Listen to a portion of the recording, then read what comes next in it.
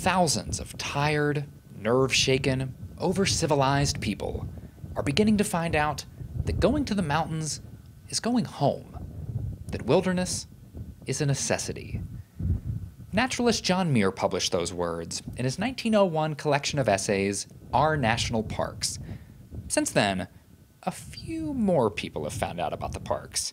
Not quite thousands, more like 305 million. That's how many visitors showed up at all of the sites run by the National Park Service in 2015, a record-breaking year.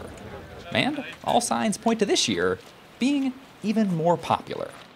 Are you excited for summer? Are you nervous? Well, we have nervous excitement. I'll take it. Jeff Bradybaugh is the superintendent of Zion National Park. 4 of the past 5 summers have set park visitation records. These are photos from last summer. Not exactly the type of scene John Muir might have envisioned. Last 5 years, we've increased 35%, which is nearly 1 million people.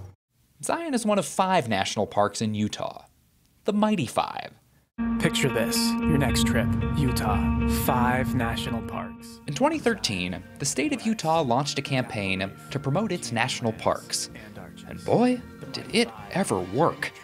Coupled with low gas prices, the marketing push has helped visitation soar at all of Utah's parks. All of 5 of the Mighty 5 in one trip? Right. Wow. And where are you visiting from? Visiting from Oahu, Hawaii. And did you come here specifically to see these? Yes, yes. The parks have become bucket list destinations for tourists from all across the world. Utah heißt die weite, unbeschreibliche Ausblicke. The sudden surge in visitation has left some of the parks scrambling to deal with crowd control. Last Memorial Day weekend, the traffic actually got so bad at Arches that they just shut down the entrance for 2 hours. During peak season, cars aren't even allowed in the most popular areas of Zion.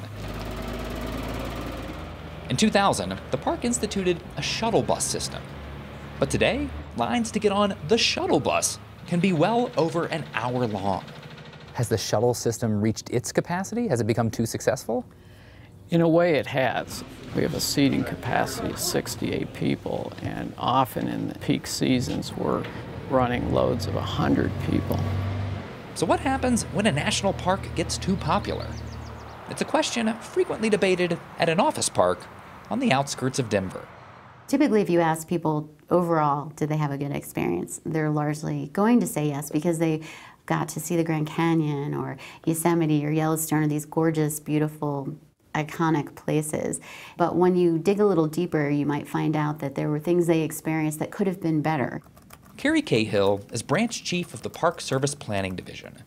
She's currently working with Zion to develop a long-term plan for managing the crowds. With national parks, it's not just about cramming in as many people as possible. It's about making sure they're having the best possible park experience. At this point, everything is on the table, even the possibility of requiring permits or timed entry reservations. In certain locations, that might be a very effective and needed tool to ensure that people are having those great experiences and that those resources are protected.